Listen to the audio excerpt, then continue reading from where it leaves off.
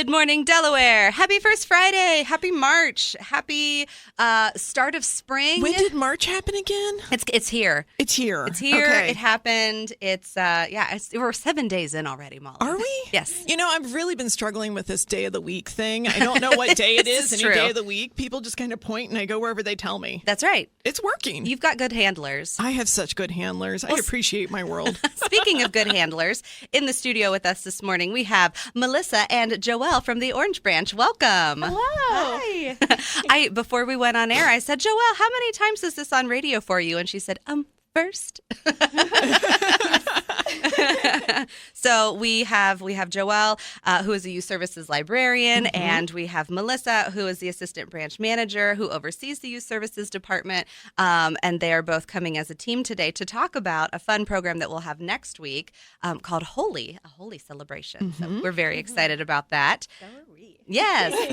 Before we get started, though, we like to talk a little bit about books. Books. That's what happens on a library show. Go figure. I know. It's a lovely thing. What do you have for us this week, Molly? It's always a fun surprise when I ask you what you're reading. I really am kind of eclectic, aren't I? It's what makes the show entertaining. Well, today is a little bit different. This is my second Silas House book I've written. Okay. So I'm going back to I've written. Oh, good Lord. Maybe I need to go back and take a sleepy nap. It's Friday. Brian, if you're listening, I think I need to go home now for the rest of the day. Right. I need a nap. Molly's had a sleep. My second book I've read by an author named Silas House. It's called The Cold Tattoo.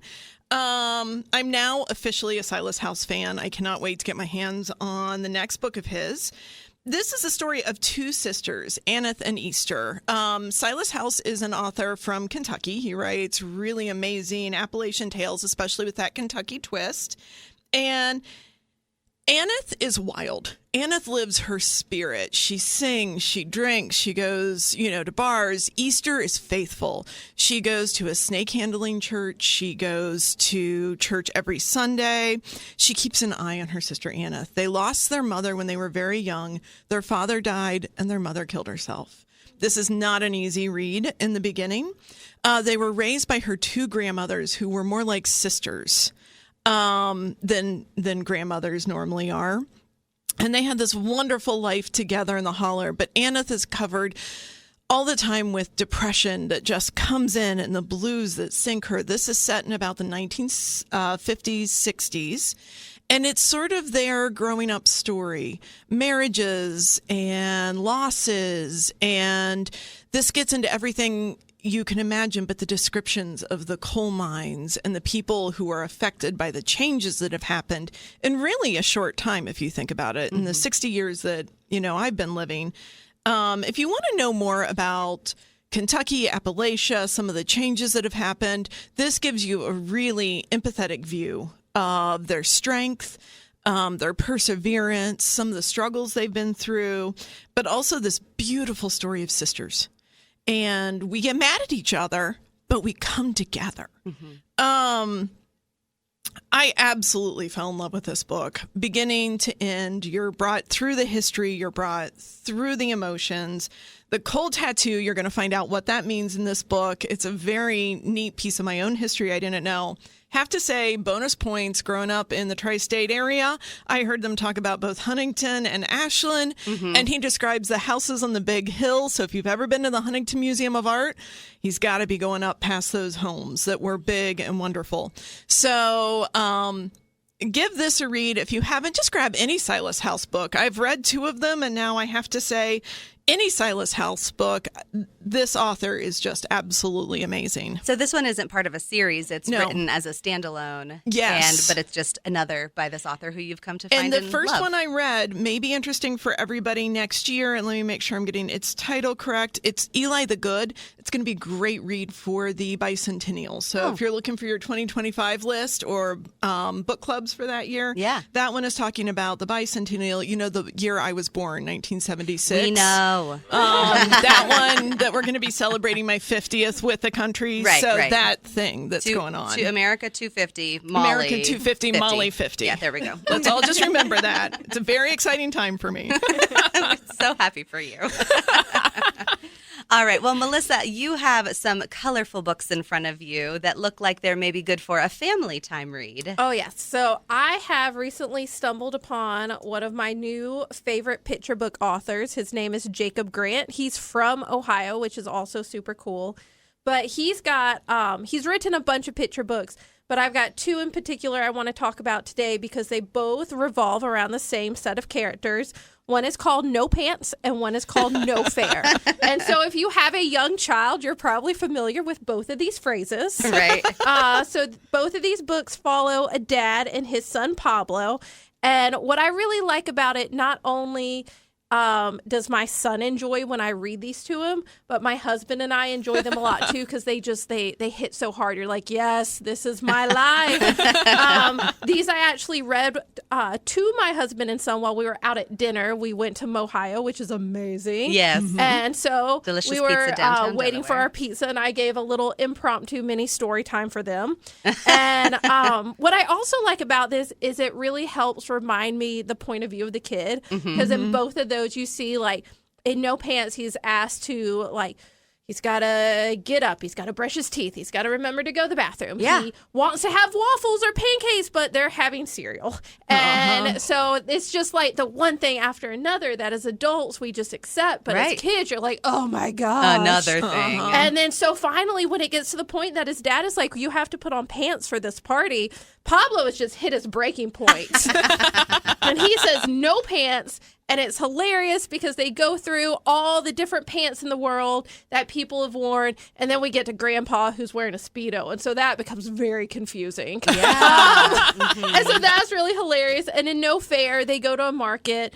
And Pablo desperately wants to help his dad pick out the pumpkin and the apple cider and all the different things that they're going to buy at this farmer's market. But he always picks a pumpkin that's too big or apple cider that's too heavy, or he wants all the loaves of bread, but they're only buying one. And so Pablo just feels like he never has any control over anything. It's true. And it's Me just too, no Pablo. Me fair. too. Yes. Yes. And so reading these, like, as adults, you're like, oh, I'm remembering what it's like to be a kid, but it's also hilarious. Kids are loving it. It has real, like, kind of tugs at your heartstrings moment at the end. So I highly recommend both these. They're bright, colorful, fun, perfect for spring. No Fair and No Pants by Jacob Grant. Those sound like a lot of fun. I'll have to check them out for my family, too. All right, Joelle, you said you've got a good one for us today. So I just finished Somewhere Beyond the Sea by TJ Klune.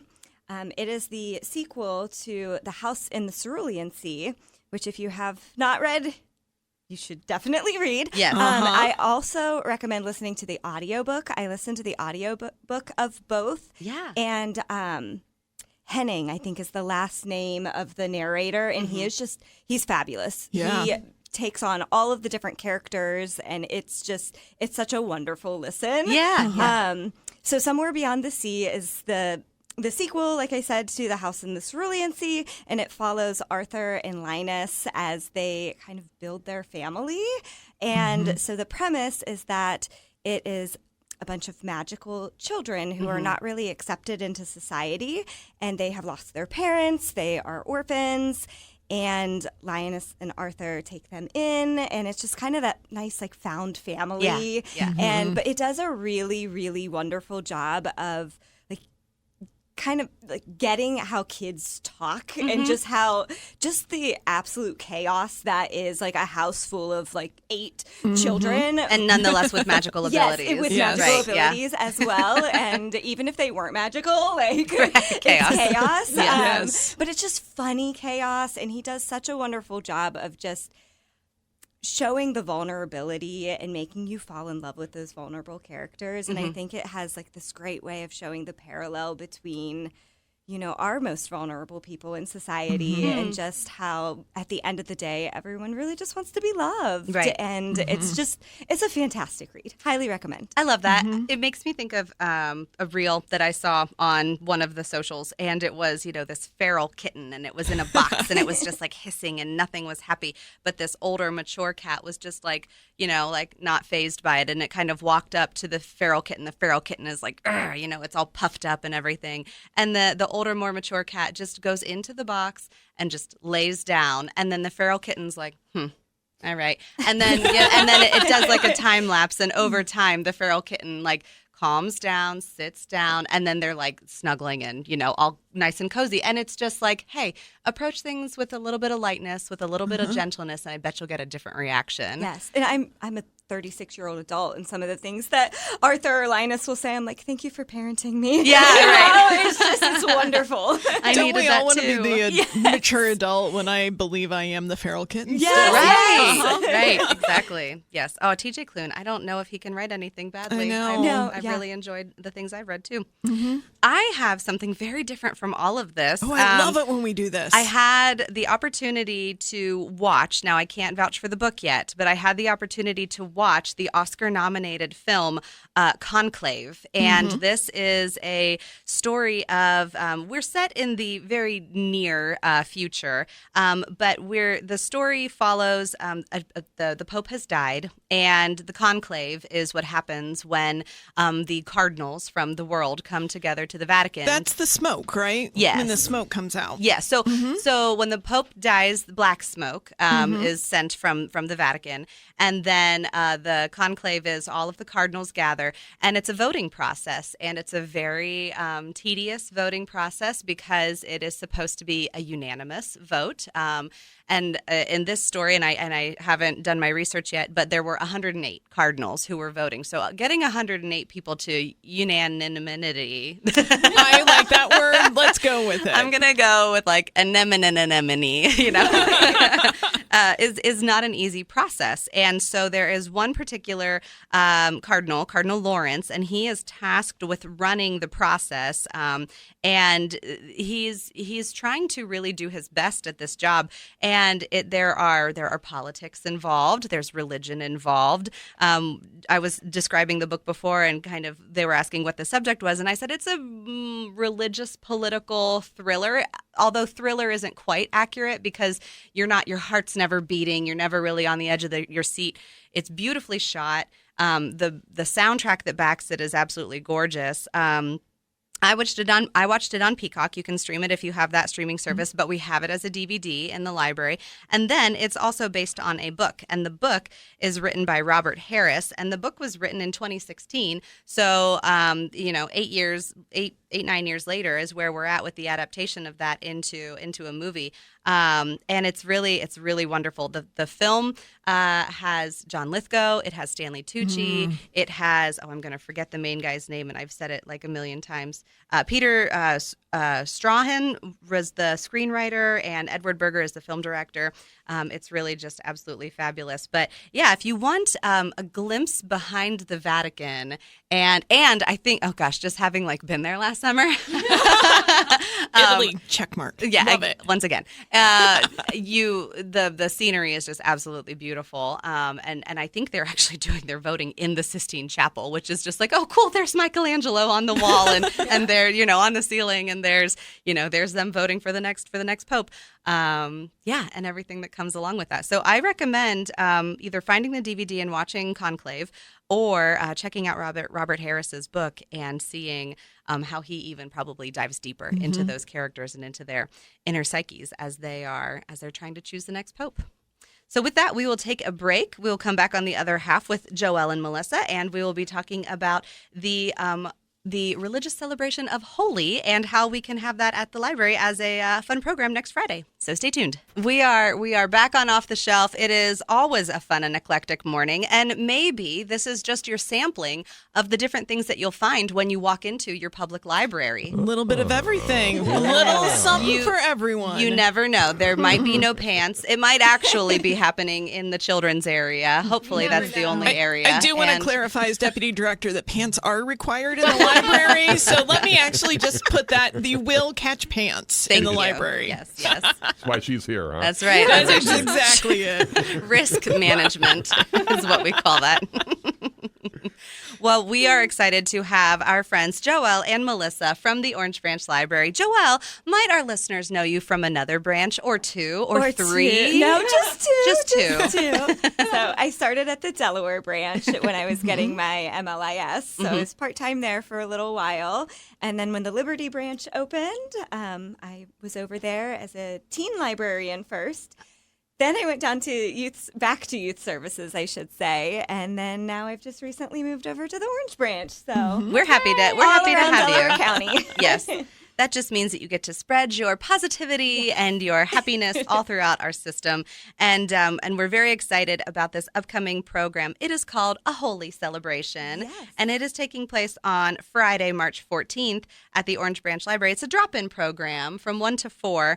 Can you tell us a little bit about what it is and what it's about? Yeah, so Holi is a Hindu festival that happens kind of all throughout India and has really spread across the world. It's the celebration of spring, which I think we can all agree I'm so is ready. we are ready for. You may also hear it referred to as the Festival of Colors. Okay. So all of that, those flowers blooming, the colorful, like just the color comes back into our Yes. world in the springtime. Yeah. And it's celebrated with a lot of like colorful powder throwing. Okay. So very, very exciting stuff. We are going to have lots of crafts, colorful crafts, mural painting. We will have some of the colored powder for some color throwing if you'd like to do it after. Outside the library. Right. Says Melissa, the manager, also. the assistant manager, outside of the library, throw all the color powder. With your pants on. with pants or a dress. You know, we're Whatever open. way. Yes. Yes. So outside of the library, we're going to keep the books nice and clean. But yeah, there's going to be some performers we have coming. Ratanpur Tarana Dance School is showing up, and they're going to be putting on a performance for us. And then also having a little bit of a workshop just to show some of the traditional dance. If kids or even adults want to kind of learn a little bit more about how to do the dances. Right. Shami is going to show us how to do it. That's exciting. We also Yeah. have a band, the Recovering Perfectionists, which is an amazing Name for a band. Yes, it is. Yes. They are going to be performing some like traditional Indian music for us. And I'm so excited. I think it's going to be such a fun cultural event. That is fun. Yeah, There are a lot of like floating holidays this time of year. My kids were asking me recently, Mom, what day is Easter? And I was like, oh goodness, I have no idea. And they were Yeah. like, what day is it? And I'm like, girls, it's not a simple answer. And so, Easter floats, Ramadan floats. Does Holi float it as well? does. Yes. So it is on the full moon before the spring solstice. That's very difficult to predict as well. So, Yes. yes. Or to not to predict. We know things in the stars, but to know off the To top know of just your off the- head. Yes. yes, But as it exactly. happens this year, it actually is on next Friday, Yes. March 14th. What schools are out on that day? I believe Delaware schools are out on that day, and Olentangy city schools are out on that, or local schools are out on that day. Yeah, so that works out really nicely. That we have no school on Friday, March 14th for at least Delaware and Olentangy schools, which is a large majority of our county and our population that we serve. And so this program then will take place from 1 to 4 p.m. At the Orange Branch Library. I expect that you're probably going to see a good amount of people. We are expecting that, yes.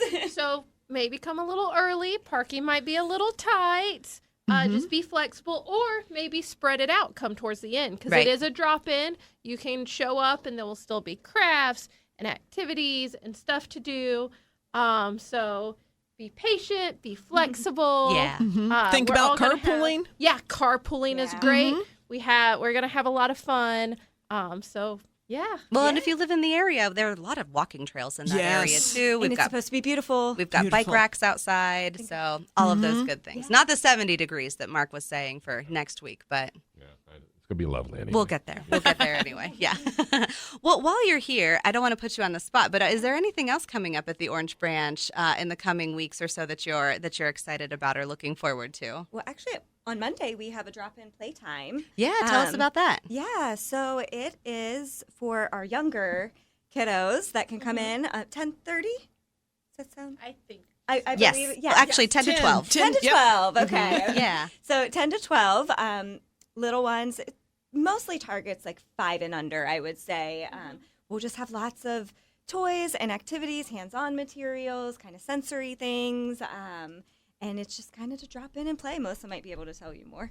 Yeah, so we've repeated this program a couple of times, and it always seems really fun. And so you might be familiar with the normal toys that we keep out at the Orange Branch. We've got some trucks and rockets. We've got blocks. We've got other like building things. But for our drop-in, we open up our secret toy closet and pull out all of the goodies, all of our favorite things. And also, we just got a new train table. So our last train table, unfortunately, lived a very hard life. Yes. It had a few dangerous spots where some nails it got and crashed into. Nails were showing. That is no good with children's toys. No, thank So you. we got rid of the danger train table. Got a brand new train table. Just got assembled by our lovely facility staff yesterday. They are the best. And so that's going to be super fun to play with. Came with some fresh tracks, fresh trains.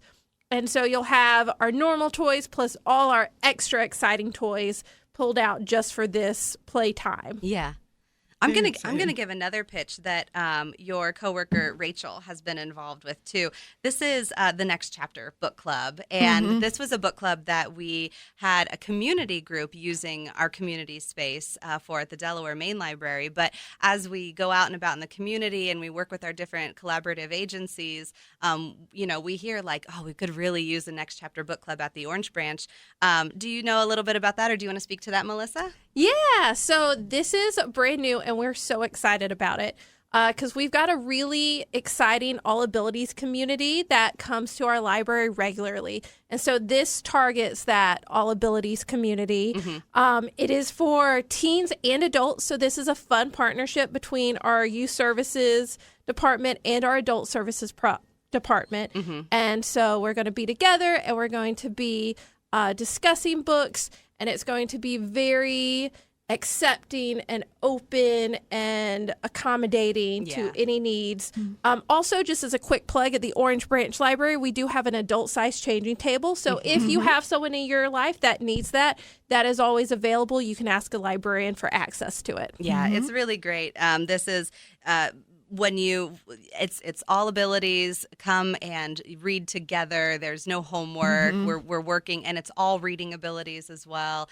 And this has been a fun group that I've seen at the Delaware Library. So I'm happy to see it come back to the Orange Branch.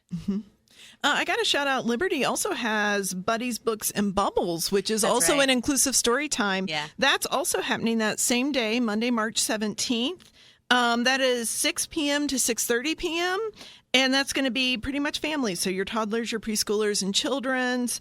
Come. It's an inclusive one. You don't need to be just a child with a special need, but it's going to be very welcoming to all needs. So come on down for that one. And this is perfect because I think we are in March's Developmental Disabilities Awareness Month. It is. Yes. So we just, we make sure that we pay attention to all of the members of our community and the things that can give us all access to the library. Absolutely. Well, what else do we have happening at the Greater Delaware County District Library System this week, Molly? Liberty's got something I'm especially excited about. For Christmas, I gave the gift to my family of having a lot of our old VHS converted. There's actually going to be a media conversion demonstration at our Liberty Maker Studio. That is going to be on Wednesday, March 12th from 1 to 2. They're going to demonstrate the different features, the different types of media conversion. So if you're somebody drowning in family memories and types that you don't even have players for, this will be a really good introduction to all the things the library can do to help you maybe make a little more space in your life, make you stop worrying that you're going to lose that VHS. Or we had a 35 millimeter, movie of my sister's birthdays. Aww. There wasn't one of mine, Mom. Oh, no. I know. The other two were exhausting, but Younger sister problems. And we would be remiss if we didn't mention that our friends of the library are going to have a bargain book sale at the Liberty Branch on Saturday, March 15th. That'll be 10 to 3. And come help them get those books off their shelves because they are just getting filled and refilled and refilled. So it's amazing. Get them off the shelves and onto your bookshelves. And thank you, Melissa and Joelle, for joining us. We're so happy, excited to celebrate Holi next week. My kids will be off school, so I'll probably be coming down and checking it out. And until next week, thank you, Molly. Thank you, Nicole. Joining us, Mark for running the board. Ciao. Ciao. Until next week, we'll see you in the stacks.